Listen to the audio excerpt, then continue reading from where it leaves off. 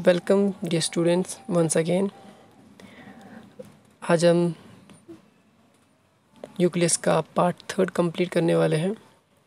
जैसा मैंने स्टार्टिंग में बोला कि न्यूक्लियस जो है बहुत इम्पोर्टेंट टॉपिक है और इसको एक ही टॉपिक में कवर करना बहुत इजी नहीं है, स्पेशली जब आपको बेसिक्स जानना बहुत ज़रूरी हो, जब आपकी बेसिक कॉन्सेप्ट्स क्लियर ना हो। तो इसलिए मैंने इसको 3 पार्ट्स में कन्वर्ट किया। पहले पार्ट में हमने इसका इंट्रो क्लियर किया है, इंट्रो डेफिनेशंस, कुछ इंपॉर्टेंट पॉइंट्स न्यूक्लियस का, बेसिक स्ट्रक्चर। फिर उस बेसिक स्ट्रक्चर को हमने स्टार्ट किया है एक एक करके डिफाइन करना। पार्ट सेकंड में हमने 3 कंपोनेंट्स क्लियर किए, 3 पार्ट्स, जिसमें न्यूक्लियर मेम्ब्रेन है जिसको न्यूक्लियर एनवेलप कहते हैं, न्यूक्लियोलेमा कहते हैं, कैरियोथिका कहते हैं, पेरीन्यूक्लियर मेम्ब्रेन्स कहते हैं।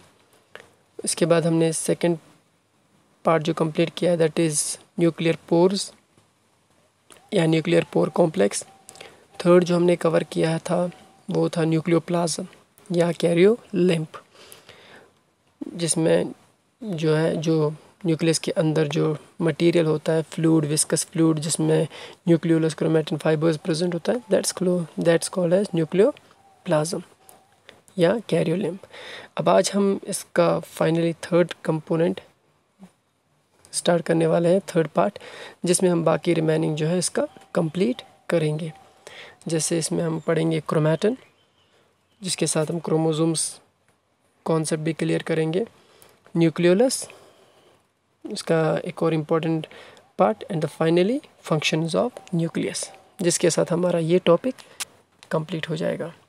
सबसे पहले क्रोमैटिन। जो क्रोमैटिन है आपने देखा होगा डायग्राम में, जो न्यूक्लियस के अंदर, न्यूक्लियोप्लाज्म के अंदर जो थ्रेड लाइक स्ट्रक्चर होता है, लॉन्ग थ्रेड लाइक स्ट्रक्चर, उसी को क्रोमैटिन कहते हैं। और ये क्रोमैटिन जो है it is made up of DNA, deoxyribonucleic acid, जो कि रिस्पॉन्सिबल है किस चीज़ का, जेनेटिक इन्फॉर्मेशन को स्टोर करने में और उसको ट्रांसफ़र करने में, from one generation to another. ये क्रोमैटिन का मेन डेफिनेशन है। और अगर हम बात करें अब क्रोमोसोम्स की, ये क्रोमैटिन जो है, ऑल्दो यहाँ पे काफ़ी सारे स्टूडेंट्स जो हैं कंफ्यूज हो जाते हैं, डाउट्स रहते हैं। कुछ लोग कहते हैं कि क्रोमोसोम क्रोमैटिन सेम है, कुछ कहते हैं कि नहीं दोनों अलग है। यहाँ पे इम्पोर्टेंट चीज़ ये नाम रखना ज़रूरी, मतलब याद रखना ज़रूरी है कि दोनों सेम नहीं है, दोनों डिफरेंट है। लेकिन सिमिलैरिटी कहाँ आती है, ऑल्दो की डिफरेंस कहाँ, सिमिलैरिटी कहाँ, ये जानना ज़रूरी है, तभी आप इसको अच्छे से अंडरस्टैंड कर पाओगे कि दोनों में डिफरेंस कहाँ है और सिमिलैरिटी कैसी। क्रोमैटिन, जैसे मैंने आपको कहा, लॉन्ग थ्रेड लाइक स्ट्रक्चर होता है न्यूक्लियस के अंदर।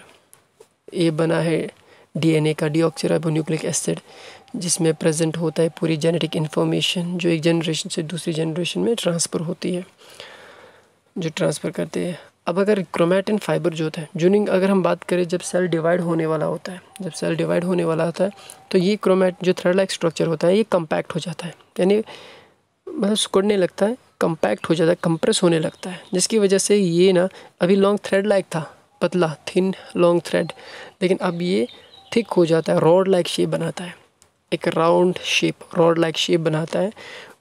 कब? जब सेल डिवाइड होने वाली होती है, उस टाइम ये रॉड लाइक शेप बनाती है। उस रॉड लाइक शेप को क्रोमोसोम कहते हैं।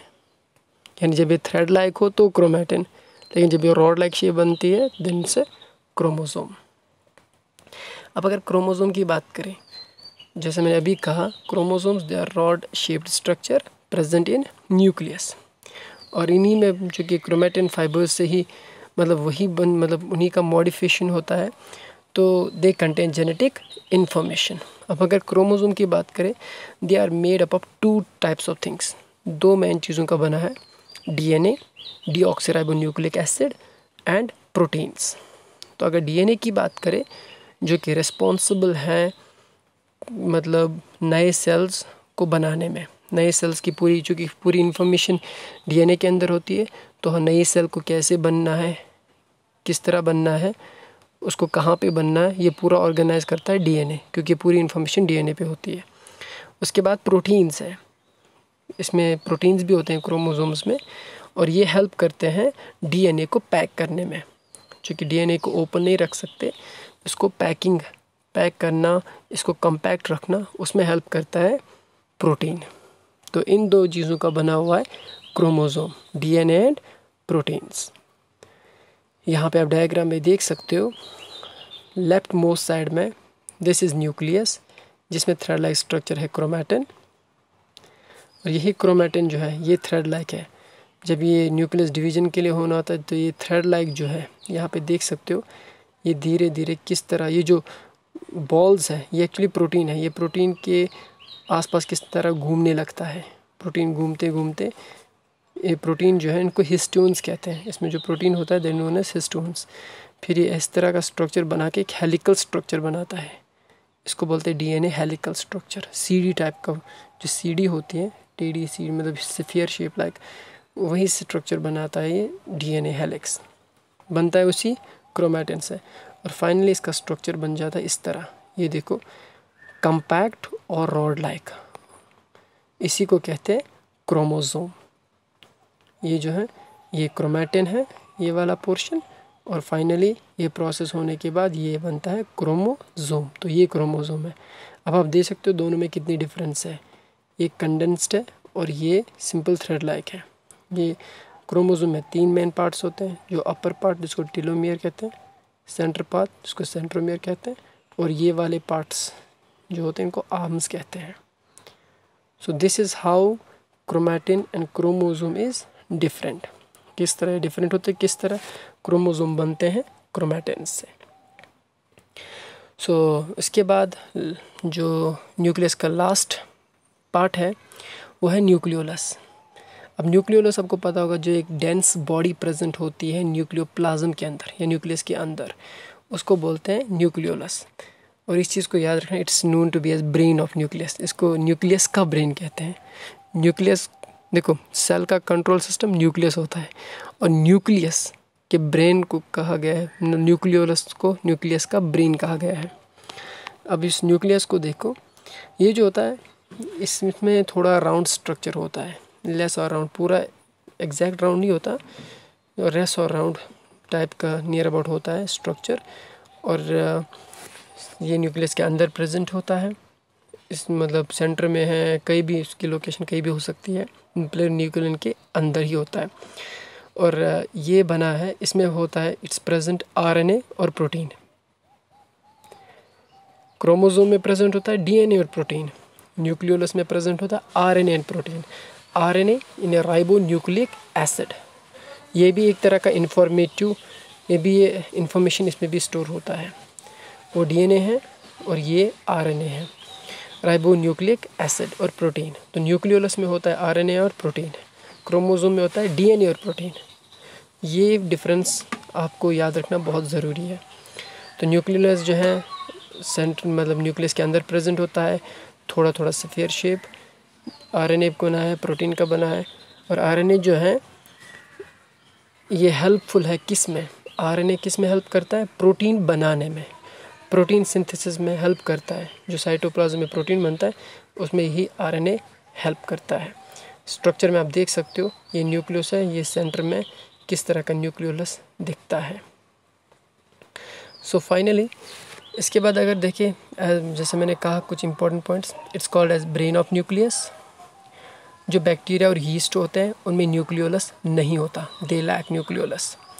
और इनकी भी अगर नंबरिंग की बात करें तो ये एक प्रेजेंट न्यूक्लियस में 1 भी हो सकता है, 2 भी हो सकते हैं, 4 भी हो सकते हैं। तो डिपेंड करता है कि क्रोमोसोम्स कितने हैं न्यूक्लियस में, उसी हिसाब से न्यूक्लियोलस डिपेंड करता है इनकी नंबर। और न्यूक्लियोलस जो है ये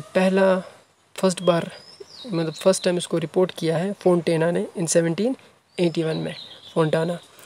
और अगर बात करें न्यूक्लियोलस की तो ये 25% वॉल्यूम कवर करता है न्यूक्लियस का, यानी जो न्यूक्लियस जो है इसका जो वॉल्यूम है इसका 25% यानी 1/4 पार्ट कवर करता है कौन, न्यूक्लियोलस। और इसकी जो मेन फंक्शन हम कहेंगे, ये हेल्प करता है राइबोसोम्स को बनाने में। राइबोसोम्स जो आपने एंडोप्लाज्मिक रेटिकुलम के ऊपर देखा होगा, साइटोप्लाज्म में भी होता है, न्यूक्लियस में, तो राइबोसोम्स को बनाने में ये हेल्प करता है। और राइबोसोम्स उससे क्या होता है, राइबोसोम्स हेल्प करते हैं प्रोटीन बनाने में। तो यानी ये हेल्प करता है राइबोसोम बनाने में और वो हेल्प करते हैं प्रोटीन बनाने में हमारी सेल में। सो अब अगर last the functions of nucleus, अब अगर न्यूक्लियस की फंक्शन देखें तो न्यूक्लियस जो है ये हमारे सारे सेल के सारे एक्टिविटीज़ को कंट्रोल करता है। All metabolic activities control the cell, और सेल साइकिल को रेगुलेट करता है। सेल साइकिल मतलब सेल को कब डिवाइड होना है, कितनी बार डिवाइड होना है, तो ये पूरा प्रोसेस जो है इसको कंट्रोल करता है, रेगुलेट करता है। जो 1 से 2 सेल्स डिवाइड होना, 2 से 4 सेल्स, ये सब न्यूक्लियस रेगुलेट करता है। और लास्ट में जिसका मेन फंक्शन है, जो इसके पास जेनेटिक इन्फॉर्मेशन है इसको ट्रांसफ़र करना, या इसके पास जो पेरेंट्स के कैरेक्टर्स हैं, हेरिडिटरी ट्रेट्स मींस जो इसके पेरेंट्स के कैरेक्टर, उन कैरेक्टर्स को ऑफस्प्रिंग्स में ट्रांसफ़र करना, ये भी फंक्शन है हमारे इस न्यूक्लियस का। So this was all about nucleus. I hope you have understand this topic very well. If you found any kind of difficulty or any kind of doubts, you can direct ask me or send it to me by comments. And thank you very much for being with me. If you like this video, then please share it with your friends. And if you are new to this channel, don't forget to subscribe it and press the bell icon so that you will get all my latest new videos updates. Thank you very much.